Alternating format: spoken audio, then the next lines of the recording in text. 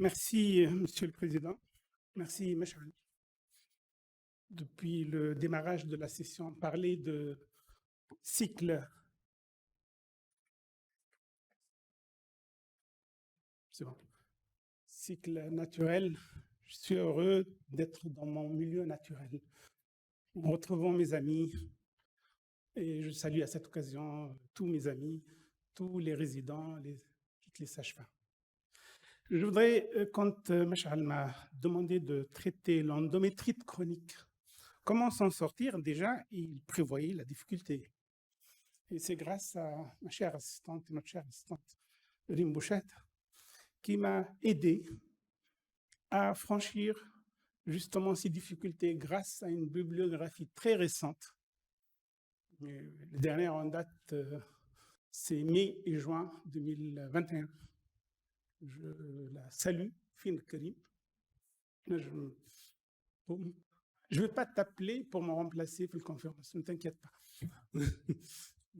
Si tu as envie, mais donc, c'était pour parler de l'endométrite chronique.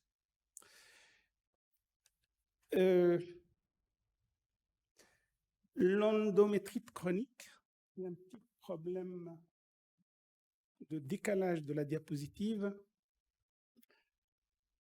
Donc, c'est une entité mal connue.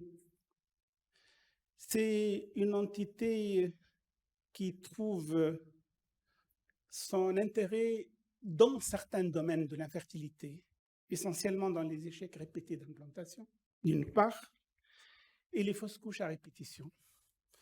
Et cette endométrite chronique a la particularité d'être peu symptomatique. Ça peut être une petite dysménorrhée, quelques métrorragies, en tout cas très peu de symptômes. Et donc, mais elle est présente dans plus de 40% des couples infertiles. Donc, d'emblée, on imagine la difficulté.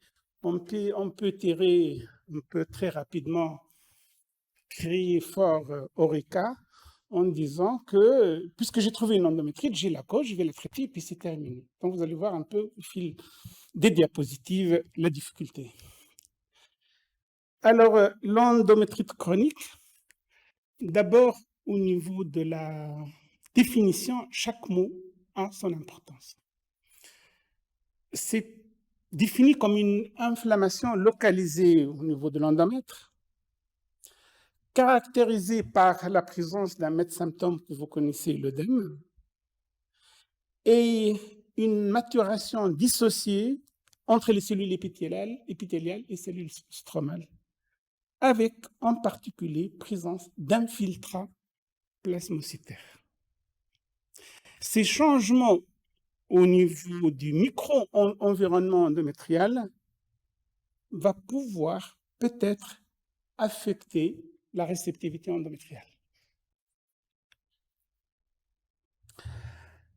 Alors, l'endomètre normal est déjà dans un état inflammatoire chronique. Voilà un peu la complexité. Tout à l'heure, Wissal a très bien parlé dans le cadre des échecs répétés, justement de l'importance de l'inflammation, surtout dans la fenêtre implantatoire. Et donc, le cycle menstruel est en fait dans un équilibre délicat entre des facteurs pro-inflammatoires et des facteurs pro-résolution de l'inflammation. Ici, il y a un dosage pour ça, pas d'excès. Alors, donc si on veut être très précis au niveau de la terminologie, on pourrait dire que l'endométrite chronique, au niveau de la terminologie, c'est un concept basé sur l'inflammation chronique de l'endomètre. Et c'est un état inflammatoire perturbé de l'endomètre. Cela veut dire qu'il y a un processus recouvrant toutes les perturbations du processus inflammatoire physiologique de l'endomètre. Ça veut dire qu'on a dépassé la dose tolérée de l'inflammation. Alors, Si on regroupe un peu les facteurs prédisposant à l'endométrite, bien sûr les corps étrangers, essentiellement le DU, bien sûr la rétention trophoblastique post-avortement, et bien sûr certaines pathologies telles que les polypes, les myomes sémiqueux et enfin les agents infectieux. Alors, si on se concentre un peu sur les agents infectieux, autant le traumatisme, ça s'explique parce que c'est un facteur inflammatoire exagéré, traumatique, c'est très clair. Pour l'infection, donc les germes en cause sont en général, pas mal d'entre eux, des amis du vagin, c'est-à-dire les germes qui existent dans le microcosme vaginal. C'est le strepto, les Escherichia coli, l'enterocoli, et puis les mycoplasmes, certains germes donc intracellulaires qui représentent à peu près 11%. Et vous voyez bien particulièrement qu'il n'y a presque pas de chlamydia, ce qui n'est pas classique dans les infections, comme pour les infections hétéroanaxiales. Très peu de chlamydia, très peu de gonocoque.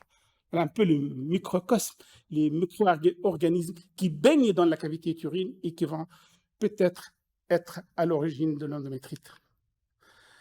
Alors, donc on peut dire ensemble que l'endométrite ou ce processus inflammatoire, c'est une rupture de l'équilibre au niveau des micro-organismes et les mécanismes de défense de l'endomètre. Donc, altération du microcosme microbien endométrial, intra-utérin, et ça réalise ce que vous appelez communément endométrite chronique. Alors, en partant de l'anatomie normale des organes intrapelviens, vous avez un secteur qui est censé être non stérile, la partie cervicale, vaginale, où, comme je l'ai dit tout à l'heure, il y a des germes qui font partie du microcosme de la cavité vaginale. Et, pardon,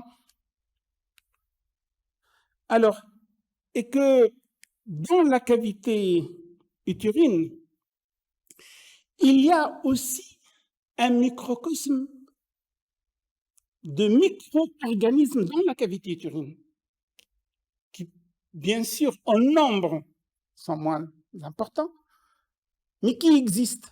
C'est une cavité qui est censée réputer être stérile, mais c'est point d'interrogation. Et ces micro-organismes interviennent de façon physiologique dans les phénomènes inflammatoires, mais à condition que la dose ne soit pas excessive, qu'il n'y en a pas trop.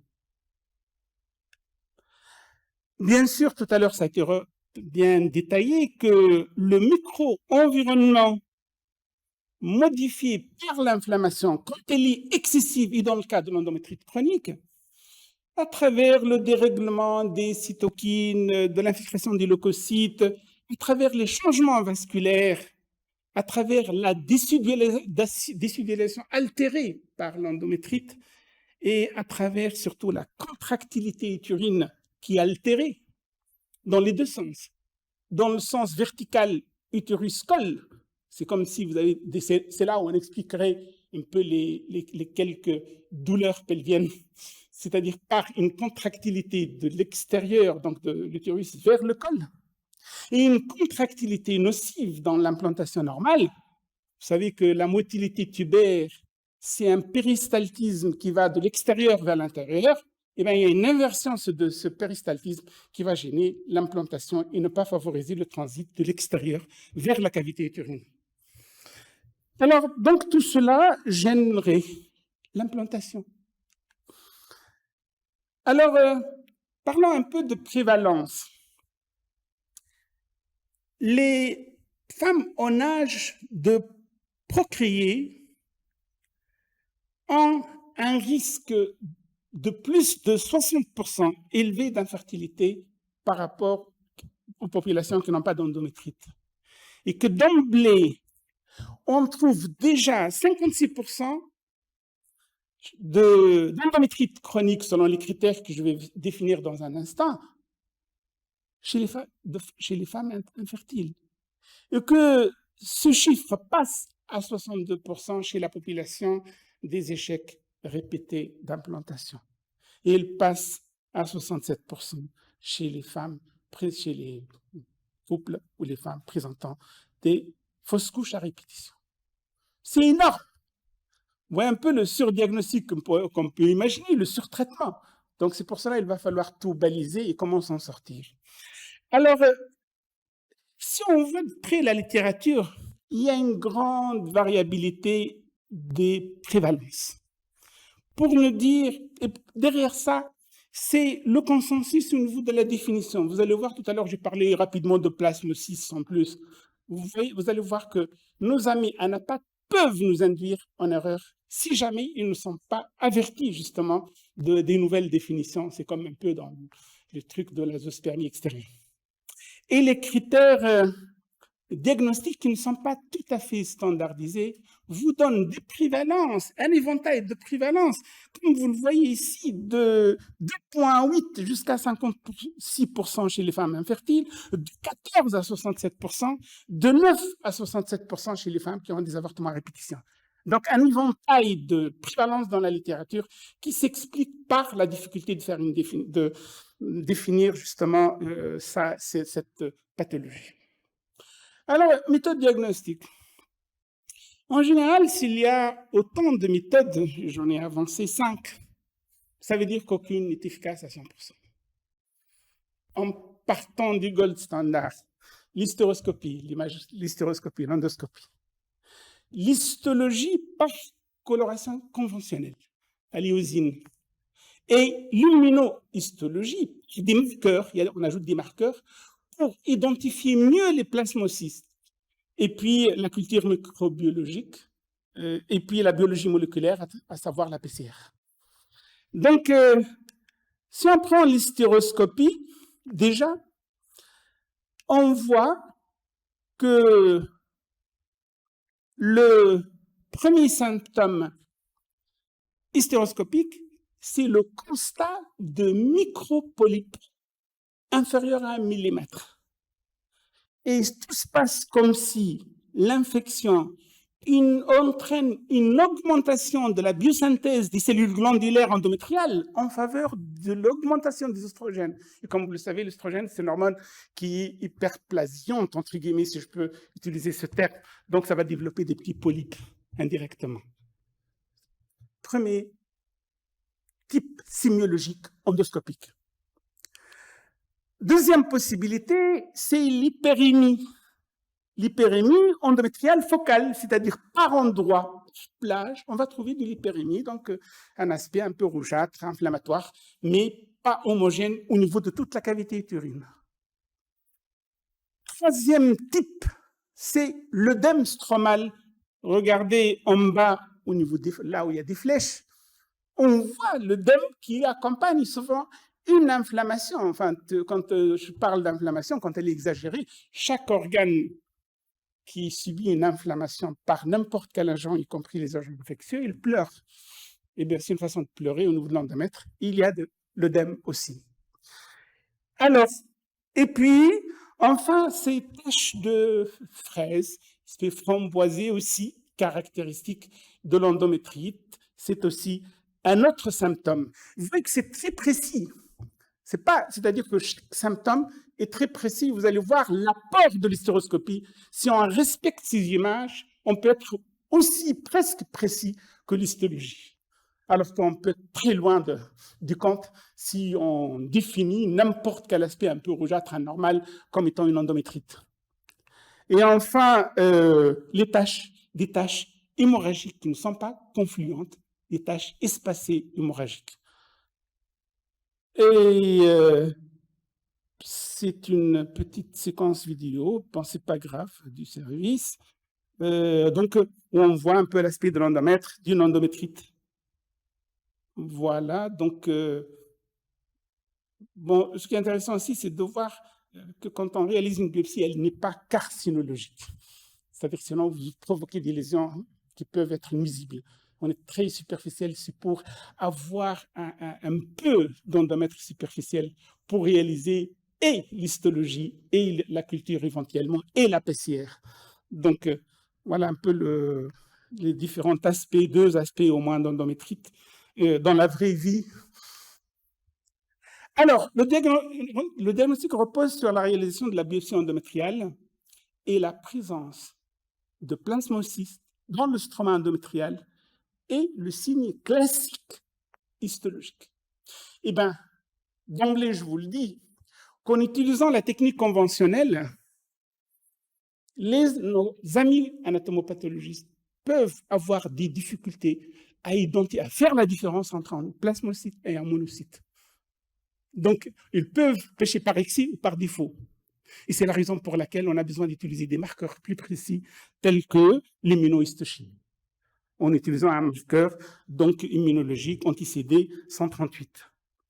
Et là, donc, on est beaucoup plus précis. Alors, l'utilisation de cette technique d'immunohistochimie nous fait gagner 43,2% de vrais diagnostics d'une endométrite donc chronique. Et que là, c'est très important. Si on prend la population, une population, sachez-le, et c'est très important, c'est pour ça tout à l'heure, je parlais normalement dans un congrès de gynéco, on survole la partie anatomique. Puis je suis obligé d'en parler parce que vous allez recevoir des résultats. Et vous devez les interpréter en fonction de la compétence de celui qui envoie le résultat. Et voilà pourquoi je vous le dis. Alors, si on veut chercher la différence, il n'y a pas de différence significative en termes d'output de grossesse si on traite l'endométrite. Si on voit pas du tout de signes d'endométrite, et si on voit 1, 2, 3, jusqu'à 4 plasmocystes par champ.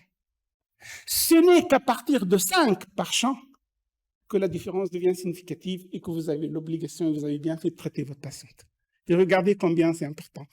Donc, ce n'est pas parce qu'on vous dit à l'anapathe, écoutez, j'ai trouvé des plasmocytes, donc il y a une inflammation, donc il y a une infection endométrite, que vous allez pouvoir dire que j'ai gagné la bataille, je vais améliorer le pronostic de mon couple via une technique d'AMP. Alors maintenant, hystéroscopie, et donc sachez que si maintenant on essaie de voir la partie culture microbienne, là aussi je ne vous apprends rien, vous avez l'expérience dans le domaine de l'infection hétéroannexielle. Vous avez beau à trouver même du hydrosalpax, plus salpax, vous faites un prélèvement, déception totale, vous avez un prélèvement négatif. Et bien dans le domaine aussi microbien, malheureusement, c'est la même chose. On a près de la moitié des femmes chez qui on fait un prélèvement, après tout, sur le prélèvement donc, endométrial, et en faisant la culture, on ne trouve malheureusement pas de gène. Et qu'on améliore, si on a envie, surtout en cas d'échec, malgré des antibiotiques, on peut améliorer les résultats en utilisant justement la PCR. Et là, avec la PCR, on peut aller jusqu'à 76% cette fois-ci du diagnostic positif au niveau du germe, ce qui est extraordinaire. Donc, vous voyez un peu que, en fait, nous avons présenté un arsenal, une série de moyens pour faire le diagnostic.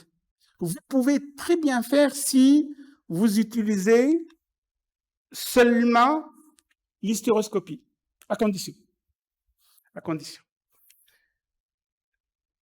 Ce travail vous permet, si à l'hystéroscopie, vous constatez 3 signes, les micropolypes, l'œdème et l'hyperémie focale, vous êtes gagnant, la sensibilité est à 100% et la spécificité à 80%.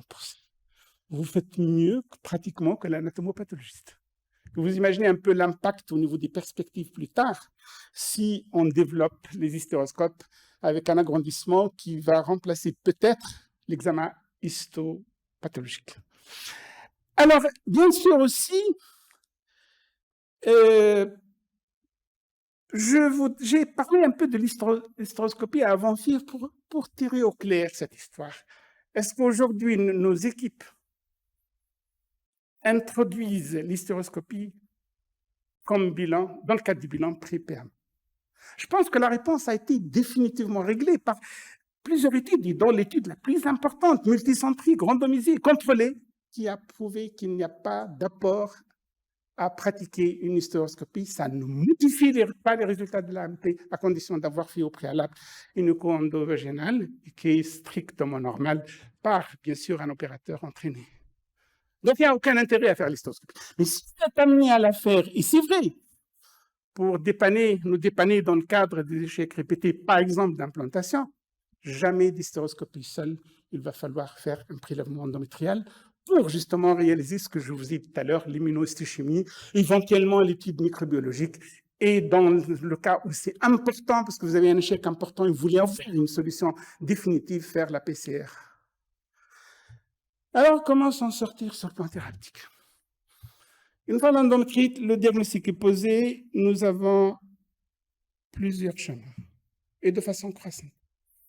Et en général, du plus simple au plus compliqué. Première étape, c'est l'antibiotique.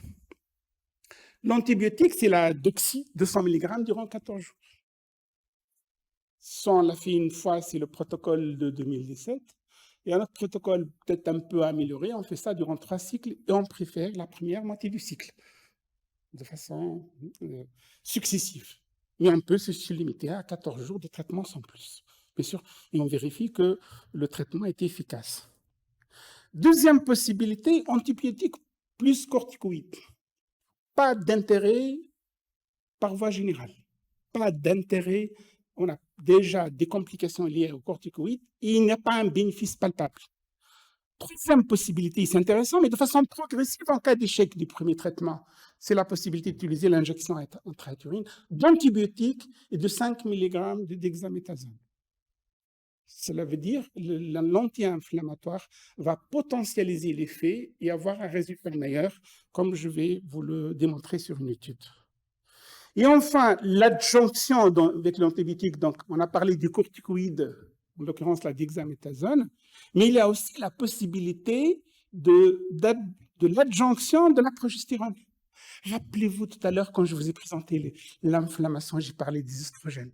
Or, pour contrecarrer l'effet des oestrogènes et améliorer l'effet de l'antibiothérapie, on peut imaginer que la progestérone, en choisissant la plus sympathique, la plus douce, la dihydrogestérone, sans faire de publicité, c'est-à-dire on peut justement l'intégrer, vous allez voir, dans le cadre d'un protocole de traitement de 3e intention. Alors, preuve à l'appui, 2021, effet antibiotique sur l'endométrite chronique. Vous voyez que au 3e cycle de traitement, je vous ai parlé de 3 cycles, 3e cycle de traitement, vous voyez en rouge que pratiquement, l'hystéroscopie, on est à 80% de guérison. La histologie, on est à 100%. Et si on utilise l'immunohistochimie, on est à 100%. Donc, faisant 3 cures, on aboutit à l'endomètre guéri. Alors, maintenant, effet de l'antibiotique sur la fertilité, sur la reproduction.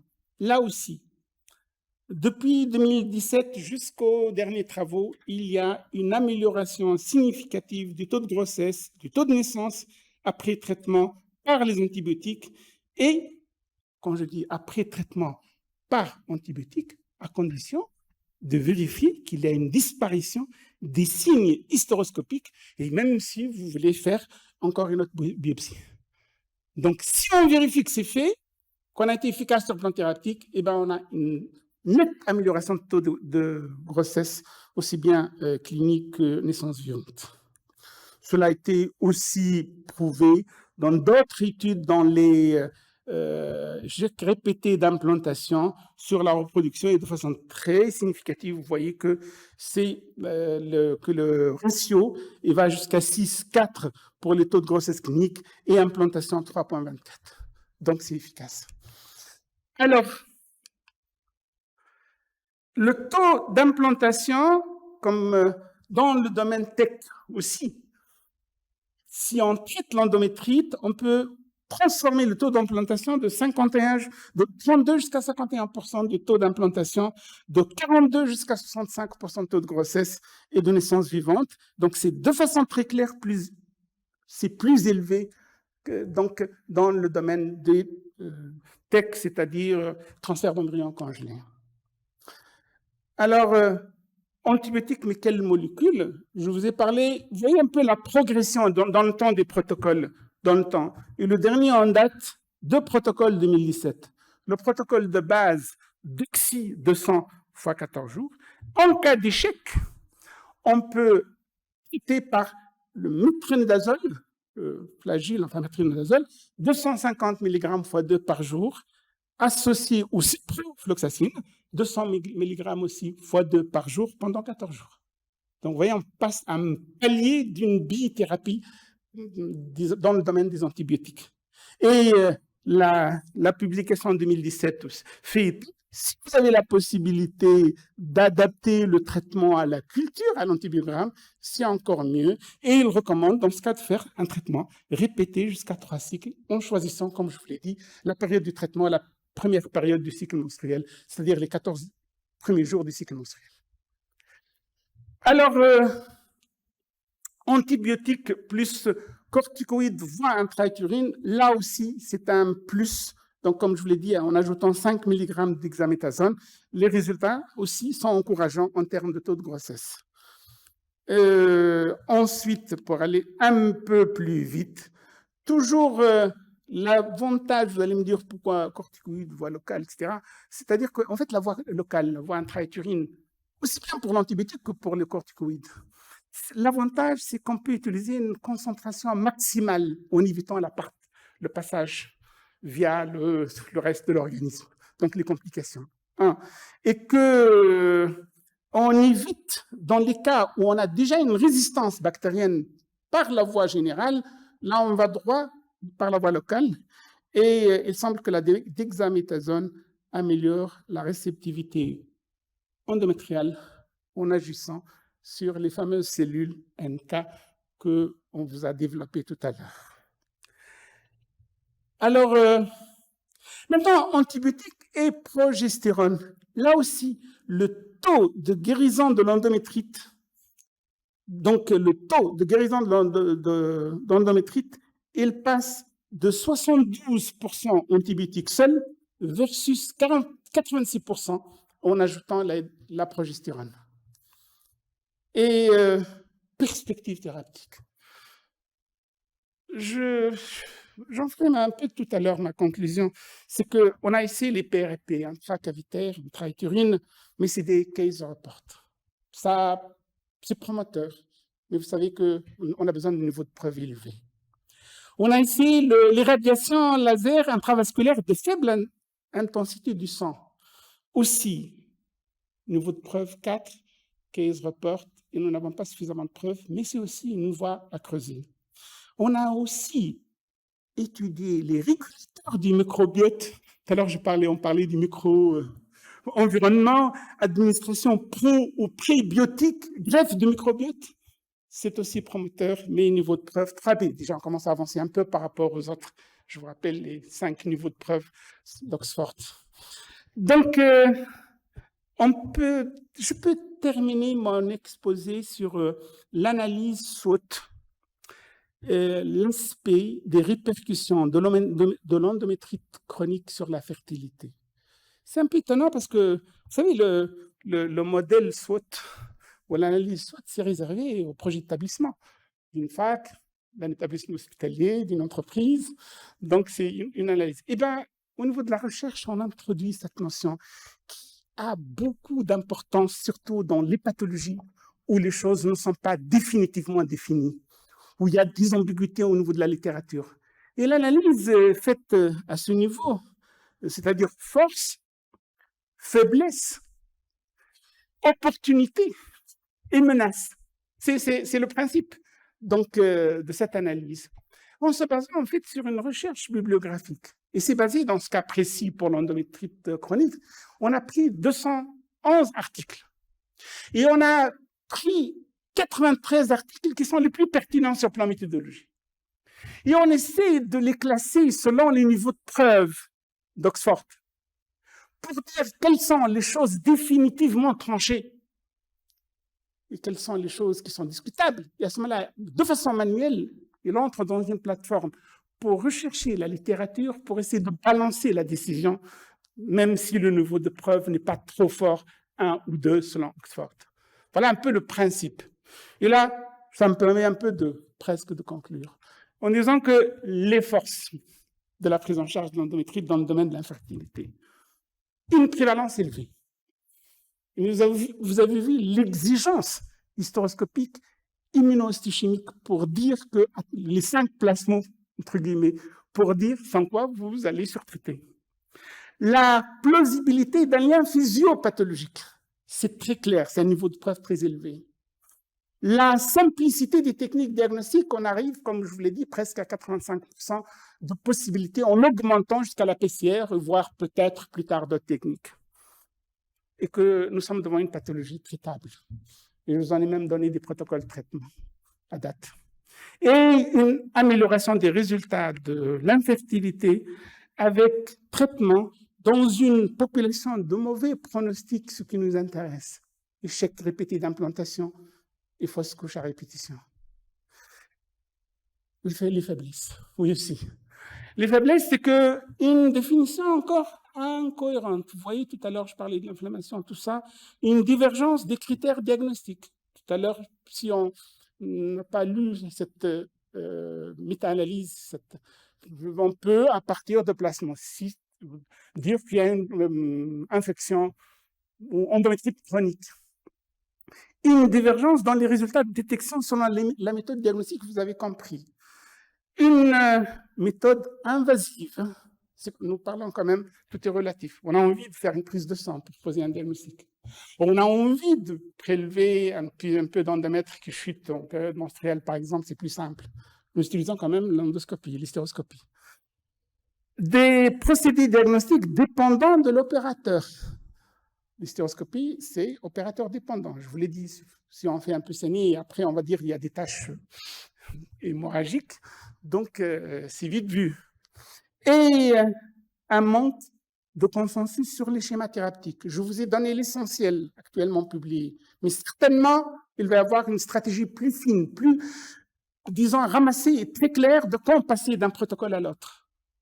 Et l'insuffisance d'études. Quand je dis insuffisance, tout à l'heure, je vous ai dit quand même suffisamment d'arguments sur l'impact sur la fertilité. Mais il n'y a pas suffisamment d'études randomisées, donc contrôlées, etc.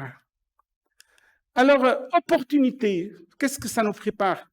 Nous avons besoin d'une plus grande précision diagnostique. Les firmes, ceux qui développent les machines, tout ce qui est hystéroscope, etc., on pourrait nous amener avec la possibilité de faire une analyse instantanée in vivo, comme si le faisait l'anatomopathologiste. Puis, possibilité de traiter de nombreux cas en réduisant le coût et les délais. C'est-à-dire, quand on a un protocole, on n'a pas besoin d'attendre 3 mois, 3 cycles. Et de nouveaux traitements chez les patientes qui ne répondent pas aux antibiotiques, comme je vous l'ai dit tout à l'heure, dans les perspectives. C'est une opportunité au niveau de la recherche. Et enfin, les menaces, bien sûr, risque, si on traite terre à terre la pathologie, risque de ou sous-diagnostic. Vous avez compris, tout à l'heure, je parlais de 67%, on peut faire le lien de cause à effet, donc on surtraite. Et fausse attente et forte demande chez les patientes présentant une infertilité. On peut, comme je l'ai dit tout à l'heure, on peut crier victoire en disant j'ai trouvé la cause, alors que c'est pas sûr que ce soit la cause. Un risque de traitement inconsidéré et sans effet prouvé, une apparition de résistance aux antibiotiques, un déséquilibre microbien et un début retardé des autres traitements de l'infertilité. On peut passer plusieurs semaines, plusieurs mois en disant ça récidive, ça n'a pas été traité, je vais changer de molécule 3 mois puis 6 mois, donc on retarde la prise en charge par les techniques validées telles que les techniques d'AMP et puis l'augmentation du risque de synéchie en faisant un prélèvement endométrial. C'est pour cela tout à l'heure, j'ai insisté sur le fait que ce soit très superficiel. Merci pour votre attention.